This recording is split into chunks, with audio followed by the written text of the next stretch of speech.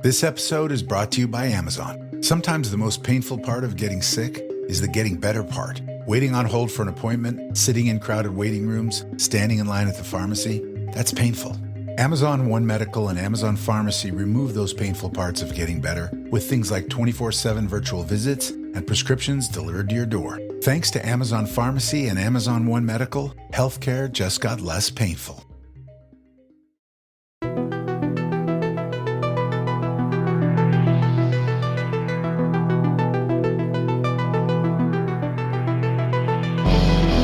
Hi, everyone, and welcome on into a wildcard edition of Eye on the Enemy, powered by the Eagles Pin Poll Network. I'm your host, John Stolnis. I'm a writer for BleedingGreenNation.com. You can follow me on the X and the Blue Sky at John Stolnis. Coming up, I'm going to break down this Eagles-Packers wildcard matchup Sunday afternoon, 4:25 Eastern Time at Lincoln Financial Field, and I'll break down all angles of this thing. We'll look at the Eagles versus Packers postseason history.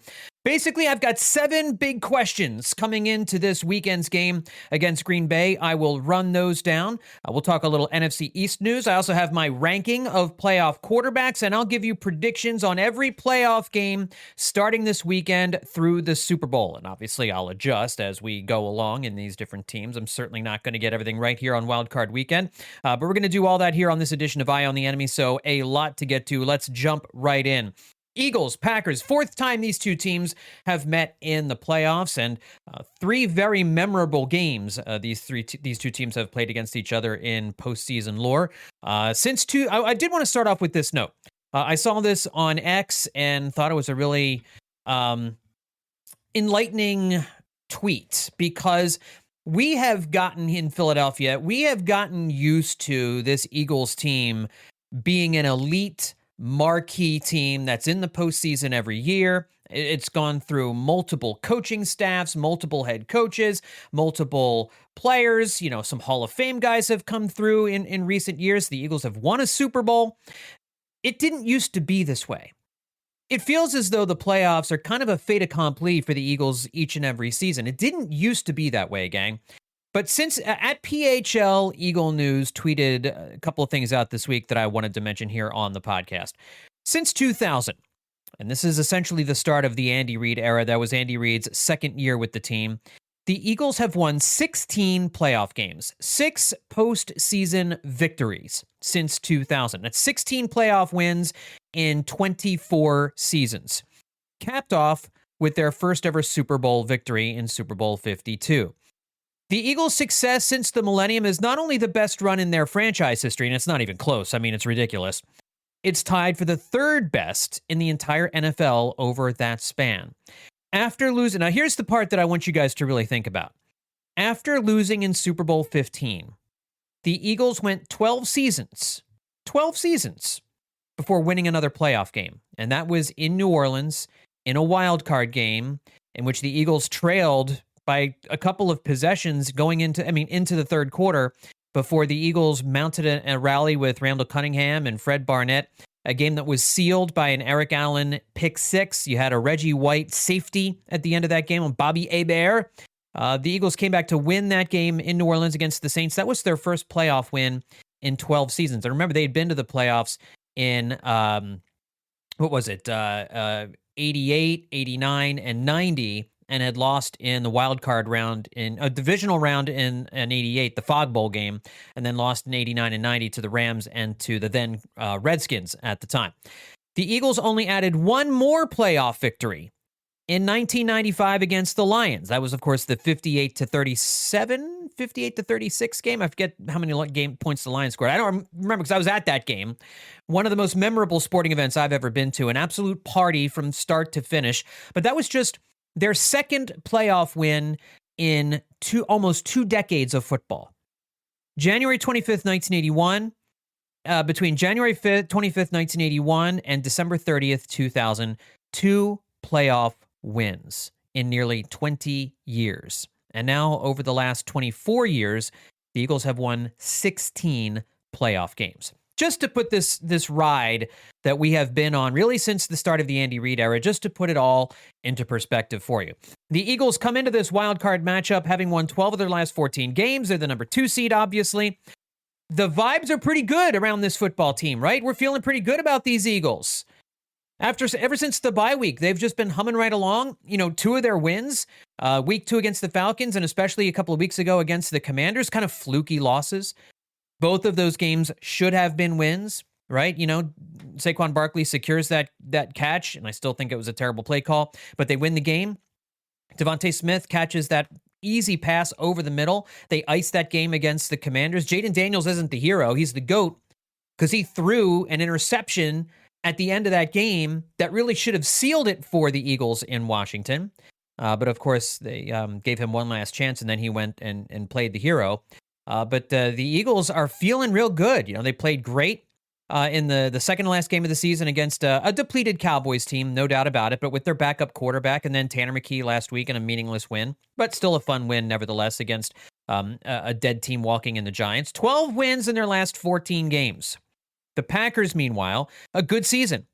11-6 on the year. They come in as the number 7 seed in the playoffs, but they come in limping a little bit. A 2-game losing streak. I don't know how much they wanted to win the final week of the season against the Bears. Jordan Love, obviously, we all know, hit his funny bone. Couldn't feel anything in his right hand for a little while. He didn't return in the second half, and they ended up blowing a late lead against the Bears with some questionable coaching decisions at the end of that game as well. The Packers, this 2-game losing streak, the vibes are not immaculate surrounding this Packers team. Now, sometimes we've seen teams kind of limp into the playoffs and surprise you. And we all remember what the Packers did last year. They got hot in the last couple weeks of the season, and then Jordan Love went on a heater against the Cowboys and played pretty well against the 49ers in the divisional round before losing. We know Love can get hot. We know that LaFleur is a good head coach, and we know that this Packers team has the ability to put points up on the board. They've got a great rushing attack in Josh Jacobs. We're going to get to all of that here in just a second. But if you're talking about, you know, kind of mentally where these teams are coming in at the moment, the Eagles are certainly in a better place than the Packers are. It doesn't mean that they're going to, that can't be flipped once you start, you know, playing and, you know, there's turnovers and all that kind of stuff. But the vibe's not great coming from the Packers right now. Eagles offense in their last 10 full Jalen Hurts games in which Jalen Hurts started and finished the game, 10-0. Eagles are 10-0 in Jalen Hurts games, their last 10 full Jalen Hurts games. And in those 10 games, the Eagles are averaging, on the season, the Eagles averaging 27.7 points per game. That's 7th best in the NFL. They're on third down. They are 10th best in the NFL, so really high third down conversion. Meanwhile, the Packers have given up 24 or more points in back-to-back games, so it seems like the Packers' defense slipping a little bit these last couple of games. Meanwhile, the Eagles' defense has held opponents to under 21 points in 8 of the last 9 games, and overall this season finished second in points per game allowed, 17.8, and as we all know, had the number 1 defense in terms of yardage allowed.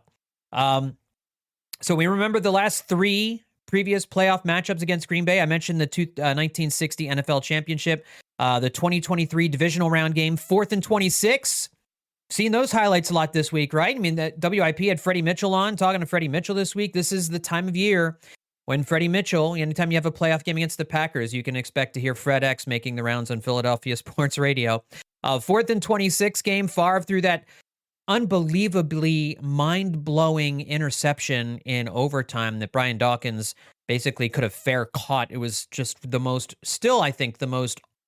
well, that's not true because Brett Favre threw a mind-blowing interception when he was a quarterback of the Vikings in the playoffs as well. But just an unbelievably boneheaded interception.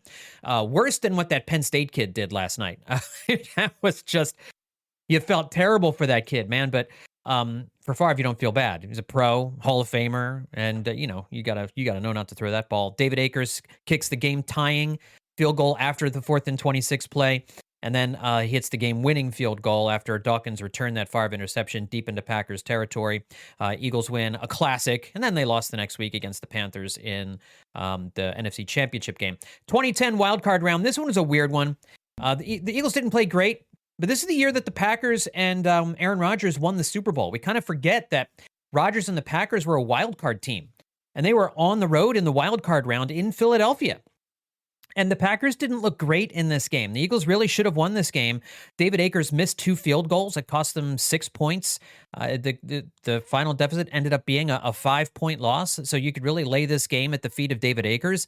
Michael Vick, of course, throws that game-ending interception as they're driving the ball. They've got the ball inside the 30.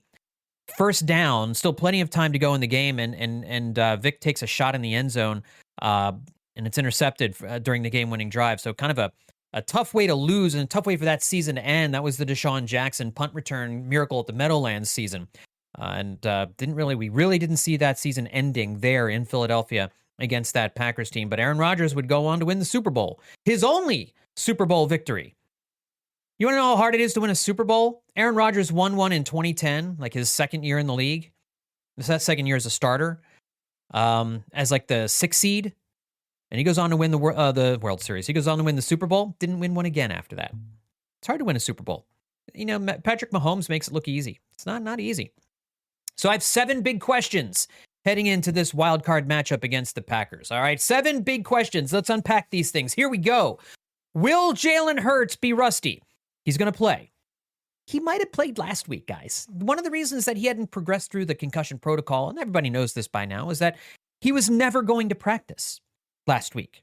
Once they beat the Cowboys, he was not needed. They were never going to let him play. And so there was no way he could have progressed through the concussion protocol. It would have been an impossibility. So now that he's practicing and he's looking sharp, according to his teammates, it looks like Jalen Hurts is not going to be rusty. Before he got hurt, he had been playing fantastic football. He's thrown just 1 interception since the Week 5 bye. I know Hurts has really been trying to limit turnovers. It's worked, but the passing game hasn't been as explosive. Of course, that was a big storyline heading into the Steelers game. And then he put the ball in the air, and the team really did a great job in the passing game. The Packers will be without Jair Alexander. That is a big blow for a defense that forced 31 turnovers this year. Only the Vikings, the Steelers, and the Bills had more turnovers than the Packers defense. They are a ball-hawking defense, particularly Xavier McKinney, safety for the Packers. 8 interceptions on the season for Green Bay. Hurts didn't turn the ball over against Pittsburgh, and Pittsburgh had a ton of turnovers, like I mentioned, more than the Packers, and he's been really stingy. But you do have to wonder, how will he bounce back after getting knocked out early against the Commanders? If you remember, in the final game of the season in 2022, the Eagles were still trying to lock up that number 1 seed, and they needed that Week 18 game against the Giants. Hurts didn't play great in that game. He was a little rusty. He was great in the playoffs. 2 weeks later against the Giants in the divisional round of the playoffs, he was amazing. But in that final game against the Giants, he was okay. He did fine. They needed him. He did well enough to beat a Giants team that ended up going to the playoffs, and they won that final game of the season. But he was a little bit rusty. Now, these two teams in the opener, obviously the Eagles and the Packers played in Week 1, as you all know by now. Hurts 2 touchdowns, 2 interceptions in the opener when he was a little bit more careless with the football. 278 yards in the air. Over his last 4 full games, 6 touchdowns, no interceptions for Hurts through the air. The Packers secondary is solid. They've held QBs to a rating of 88.5, which is 9th in the NFL. And again, 17 interceptions, tied for 3rd in the NFL. The Packers pass rush really relies on the front 4. Jalen Hurts is not going to have to worry about blitzes a whole lot unless we see this Green Bay defense change their stripes. They rely on the front 4 to generate sacks. 45 sacks this year by the Green Bay defense overall, ranked tied for 8th in the NFL. So they did a decent job getting to the quarterback. And they ranked 31st in blitz percentage. Second lowest blitz percentage, in the NFL this year. So I don't think that Jalen Hurts is going to have to worry about extra rushers, and the offensive line should be able to give him time. Now, one thing that the Packers defense does really well is they shut down opposing quarterbacks running the football. So they do a really good, because they're only rushing 4, they can kind of keep one of those linebackers or keep a safety in to keep an eye on Jalen Hurts and make sure that he's not, running out of the pocket. So that could be an issue. I don't think we're going to be able to see Jalen Hurts throw up a lot of yards rushing the football, using his legs. They're going to have to probably rely on Saquon Barkley, and they're going to have to move the ball through the air. Rashawn Gary is the guy to watch for on the defensive line, a team-leading 7 sacks. So they will try to generate pass rush. They're going to try and keep Jalen Hurts in the pocket, keep him from making plays with his legs and buying time back there.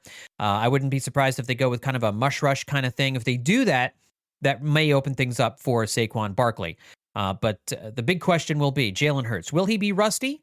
Will his field vision be a little bit rusty? Will he make mistakes trying to force things? We'll see. I don't think he'll be rusty.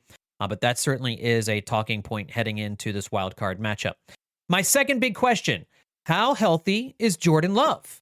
Jordan Love it's been kind of, cloak and dagger with his hand, and I'm sure the Packers are doing the same thing that Nick Sirianni loves to do.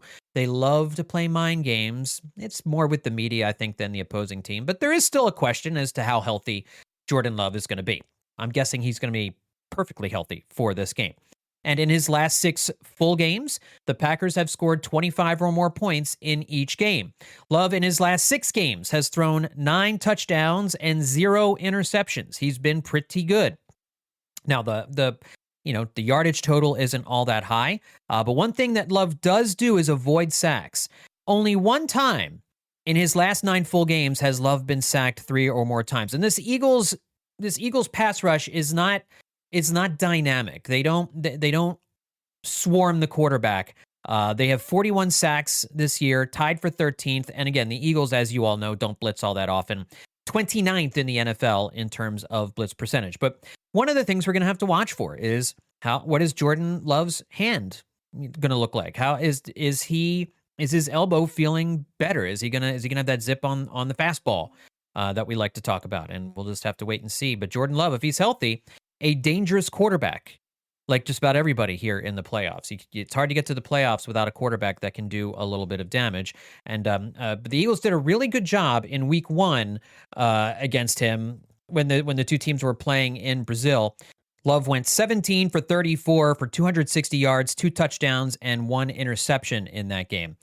So that's they did a pretty good job getting the clamps on Jordan Love. Vic Fangio's defense did, and that was we're going to get into this specific now matchup that I think could make them even better against Jordan Love here in this wildcard matchup. And that is question number 3. Will Cooper DeJean have more success against Jaden Reed than Avonte Maddox did in Week 1? In Week 1, Reed went up against Maddox and hauled in 4 catches for 183 yards and a touchdown. He also had a 33-yard touchdown run. That's not Avonte Maddox's fault. This time, Reed will go up against DeJean, who we all have seen revitalized this Eagles defense once he became the starter in the slot, and they got Avonte Maddox out of there. He may be the most important player on the defense outside of Zach Bond. I mean, his value cannot be understated. Now, the Packers are a team that likes to stretch the field with their receivers, Reed and Christian Watson, but Christian Watson will be out. Watson was not a highly productive player this year. He didn't haul in a ton of catches for a ton of yards, but he is one of their big playmakers stretching the ball down the field. He will not be there. So Reed is their lone field stretcher to give Romeo Doubs and Tucker Kraft room to operate underneath. Both of those guys are more possession receivers. Kraft, the tight end, had a terrific year. 50 catches, 707 yards, 7 touchdowns on the season. Doubs, 601 yards on 46 catches. This is a production by committee type offense. Jaden Reed, 55 catches, 857 yards, and 6 touchdowns. So they spread it around a little bit better than the Eagles do. The Eagles really rely on A.J. Brown and Devontae Smith to do most of their work. The Packers spread it around, but Christian Watson will not be in the mix this year. And the Eagles secondary has done a terrific job against opposing offenses, allowing a quarterback rating of just 82.5 this season. That's 3rd in the NFL. And their yards per attempt allowed, 6.0 is best in the league. They are the 2nd hardest team on wide receivers. So that is a good matchup for the Eagles, and I think they'll be better than they were in Week 1 against Jaden Reed with Cooper DeJean in the slot. Maybe Reed plays more on the outside this week with Christian Watson out. We'll have to keep an eye on that. If so, Darius Slay, Quinyon Mitchell, you like that matchup if you're the Eagles. To shut down the Packers passing game. This would seem to be a matchup in the Eagles' favor. Question number 4. Can the Eagles' defensive tackles and linebackers stop Josh Jacobs? Jacobs had a terrific season running the ball for Green Bay. Green Bay, like the Eagles, is a rush-first team. The Packers, 30th in pass attempts. With Jordan Love, imagine that. Third fewest pass attempts in the NFL this season. They were 6th in rushing attempts. Josh Jacobs ran for 1,329 yards, 15 touchdowns, averaging 4.4 yards per carry. Now, the Eagles defense has done a good job against running backs as well. I mean, they're number 1 in yardage allowed for a reason, guys. Eagles defense against running backs allowed a 4.1 yards per carry. That's tied for 5th best in the NFL. Again, this is Nakobe Dean, Zach Bond, Jordan Davis, Jalen Carter, Milton Williams, all of these guys leading the charge and putting together one of the best run defenses in the NFL. This is going to be a big Jordan Davis game, I think. Davis is going to need to have a big game on Sunday. And so I think Josh Jacobs, that's if you can shut down Josh Jacobs, you're going to have success against the Packers on Sunday afternoon. All right, so we've had 1, 2, 3, 4 questions answered so far. Here's question number 5. Can the Eagles get something out of Bryce Huff? The edge rusher rotation without Huff consisted of Josh Sweat, Nolan Smith, and Jalix Hunt. Huff came back off the torn wrist tendon and played a ton last week against the Giants. Can he redeem what has been a lost season with a quality showing in the postseason? It would be, even if he's just playing on passing downs. They tried to make him an every down edge rusher because they gave him a big contract, and it didn't work out. So they would be wise to just let him pin his ears back and try and get to Jordan Love, try and get to the quarterback. What a boon it would be if we saw a little bit of 2023 Bryce Huff here in the playoffs as the calendar has flipped to 2025. I'm not holding my breath on that, but that would be something to keep an eye on. Number 6, will Saquon be able to get his yards? The Eagles, again, attempted the fewest passing attempts in football this year, and they had the most rushing attempts. We know what this team's identity is. It is Saquon Barkley doing his thing. Now, I mentioned Josh Jacobs had over 1,300 yards and a 4.4 yards per carry. Barkley, 2,005 yards. We all know that number. That number will be burned in our minds forever. Very easy to remember. 2,005-yard season for Saquon Barkley. 5.8 yards per carry. 5.8 yards per carry this season for Saquon Barkley. 13 touchdowns for the Eagles, and he could have had a lot more without the tush-push being in existence. Packers linebackers against running backs, they've been good. The Packers defense against running backs has been stingy. 4.1 yards per carry allowed, tied for 5th in the NFL. And again, I mentioned they're very good against quarterbacks. 3.5 yards per carry allowed to opposing quarterbacks rushing the football. Hurts on the season, 630 yards rushing, 14 touchdowns. Again, a lot of that tush-push, averaging 4.2 yards per carry. But this is going to be a game. Try and let Saquon eat. Right? No mystery here. I don't expect these teams to be lighting up the afternoon sky, the early evening sky with a lot of balls in the air. This is going to be a grind it out and see which of these offensive lines can take control of the game and get their running backs running downhill and getting into the end zone. My 7th question, and I am concerned that this could be what ends up killing the Eagles here in 2024/2025. Is Jake Elliott going to cost the Eagles a playoff game? At Drew B. Ballas on Twitter noted that Jake Elliott has played 11 playoff games in an Eagles uniform and has missed only 2 kicks. They were both extra points during the Super Bowl run back in 2017. So maybe you take some confidence in that. Jake Elliott has been a phenomenal postseason kicker, but he had his first really down year with the Eagles here in 2024. 28 for 36. 77.8% field goal percentage was among the worst in football. He missed 8 field goals. I ask you, does it make you feel better that it was better than Justin Tucker, who was 73.3%, or Evan McPherson of the Bengals, 72.7%? Those are 2 great kickers who also had really bad years this year. They're kind of like relief pitchers in baseball. You never know. Sometimes they're just going to have a season where it doesn't work.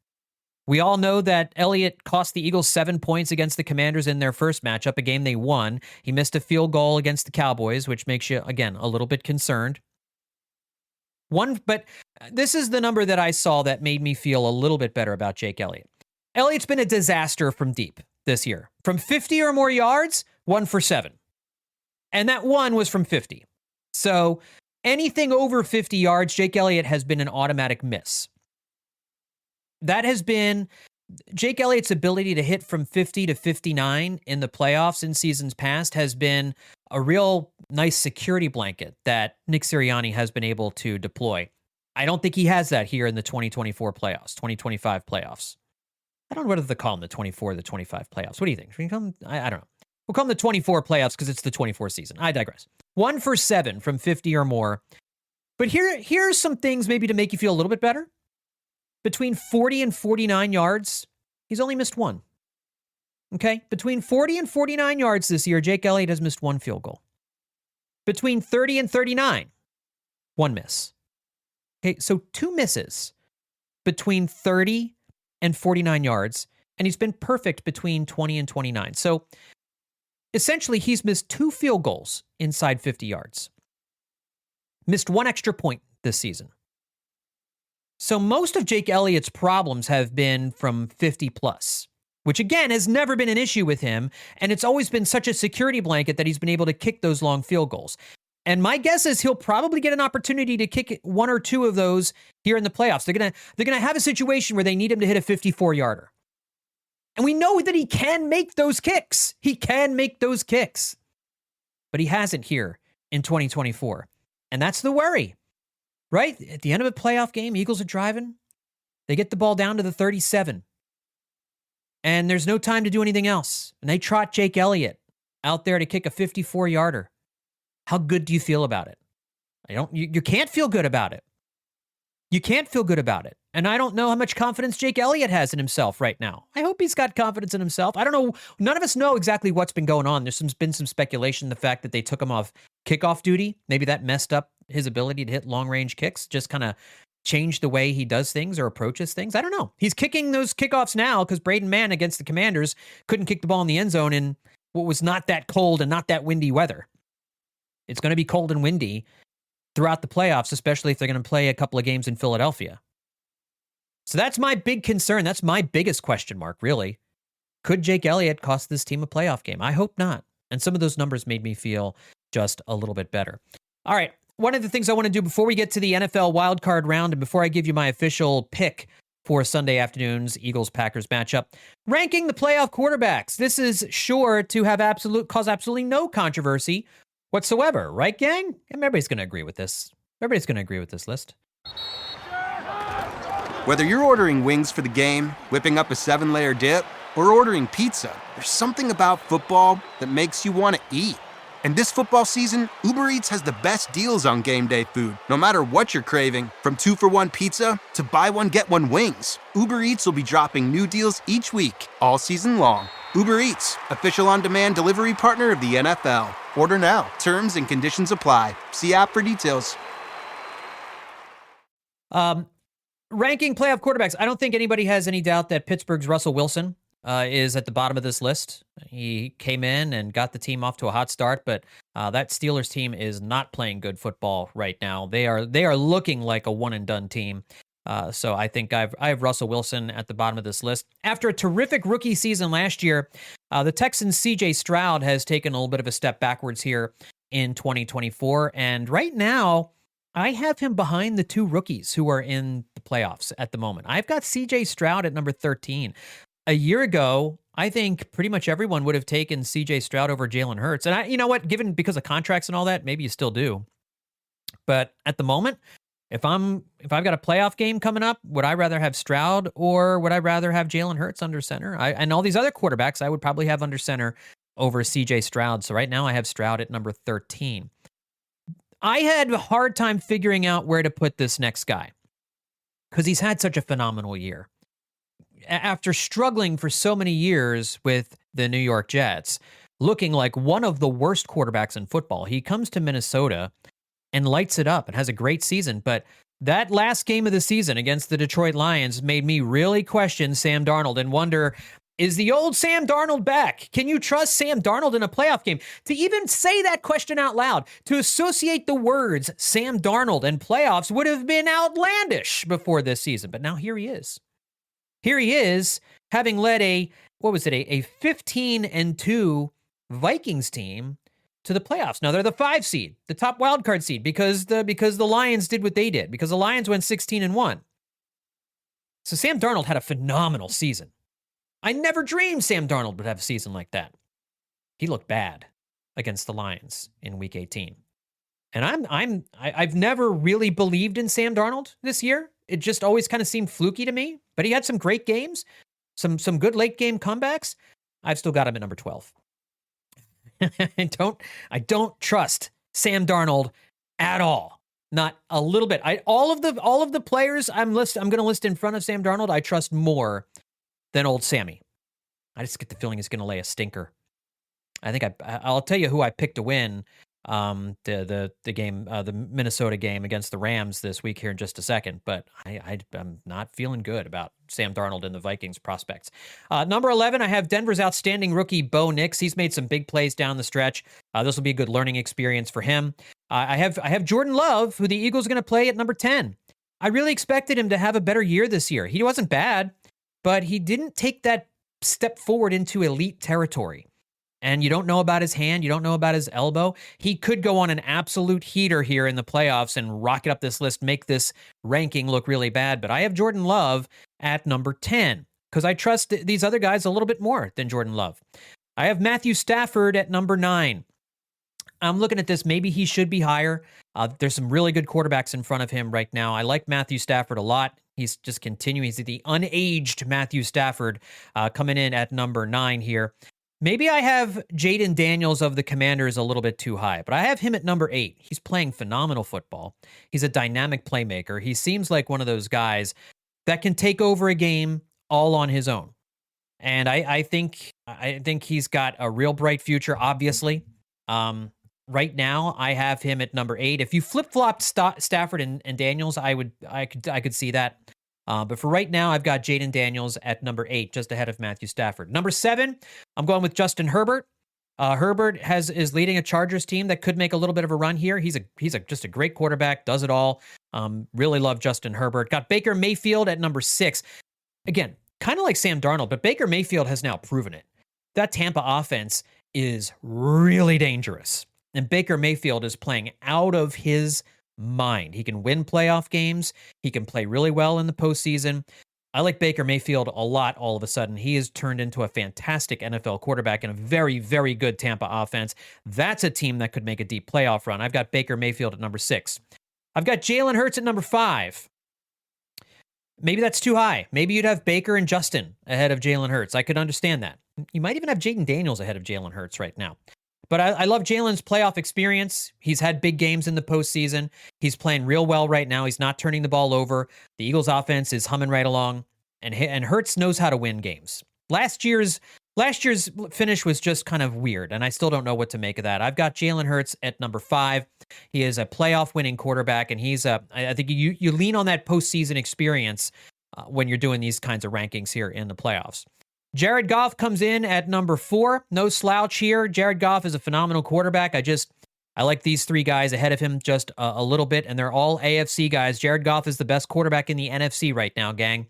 But he's not quite as good as my number 3 guy, who's Lamar Jackson. I got to see Lamar Jackson do it in the playoffs before I can have him higher than the 2 guys in front of him. I just do. Lamar's great. He's a great regular season quarterback. His touchdown to interception ratio this year was just ridiculous. He's a great player. He's got to get to a Super Bowl. And he's got to win, and he's got to really get over that hump. But I mean, you could say the same thing about the guy that I have number 2 on this list, and that's Josh Allen. I just think Josh Allen should have gotten to the Super Bowl a couple of years ago in that game where Kansas City came back and scored a game-tying field goal they got the ball back with like 13 seconds left. No, and just the most ludicrous, ridiculous finish to a football game I've ever seen. Josh Allen should have played in a Super Bowl by now. Through no fault of his own, he didn't. Josh Allen I've got as the number 2 quarterback. And yeah, I'm sticking with Patrick Mahomes as the top quarterback in the playoffs right now. Beat him.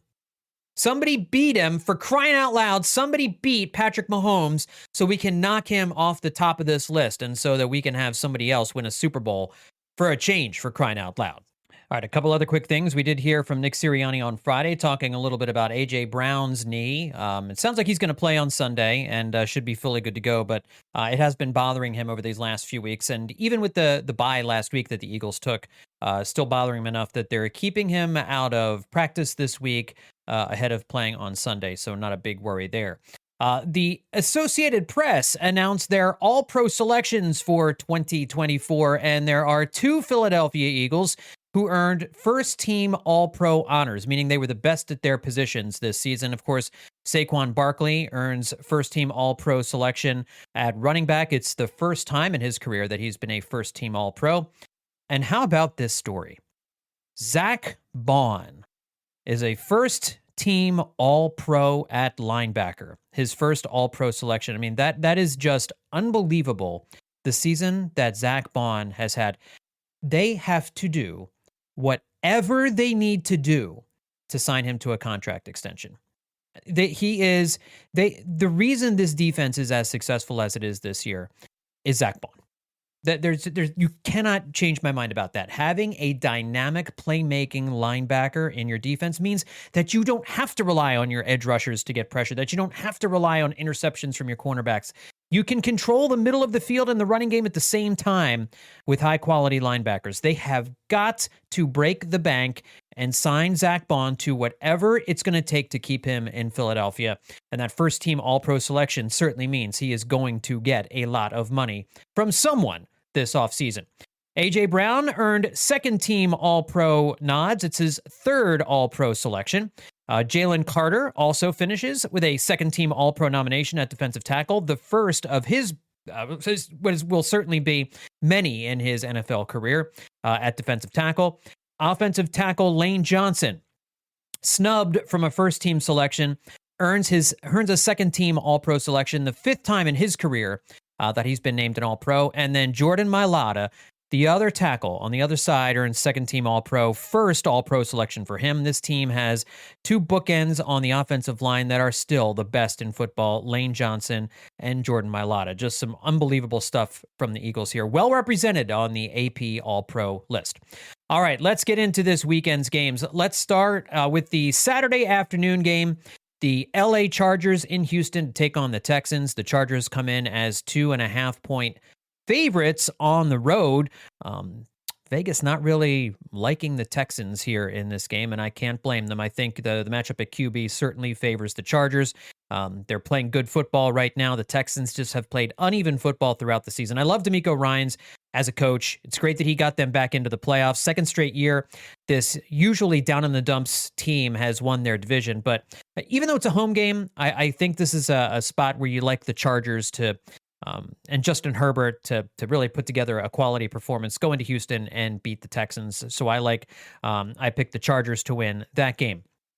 Next, you've got the Steelers in Baltimore to take on the Ravens. I don't think this is going to be much of a contest, although, you know what? These two teams could surprise. I think the line is really high on this one. 9.5 points in favor of the Ravens. Have we forgotten, just because it's the playoffs, how close these games are between these two teams, how close the Steelers and Ravens play each other?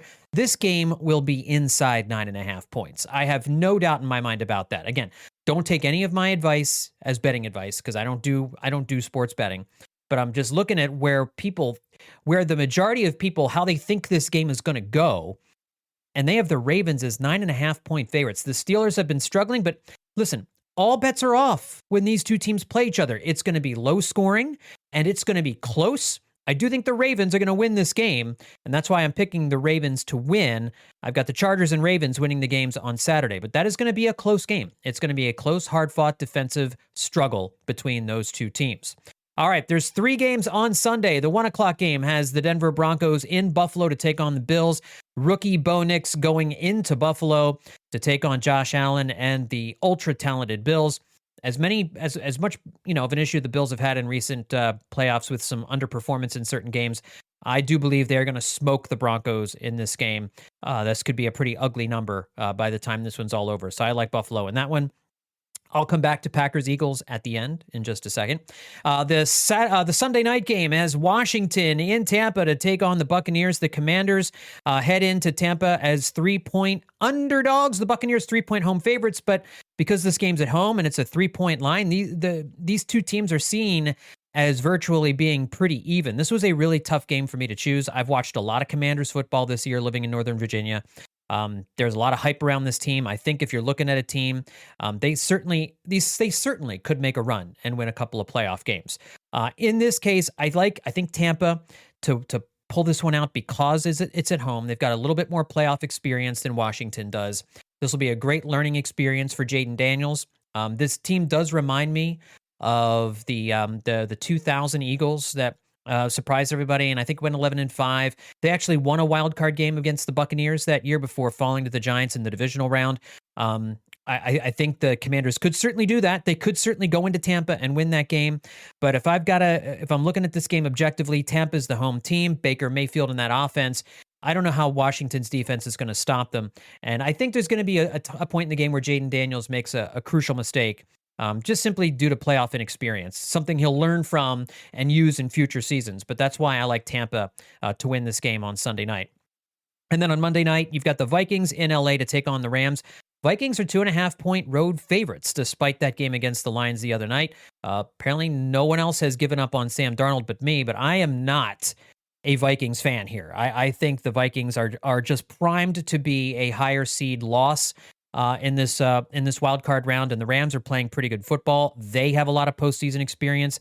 If you're asking me in a playoff game, do I trust Sam Darnold or Matthew Stafford more? I'm going with Matthew Stafford.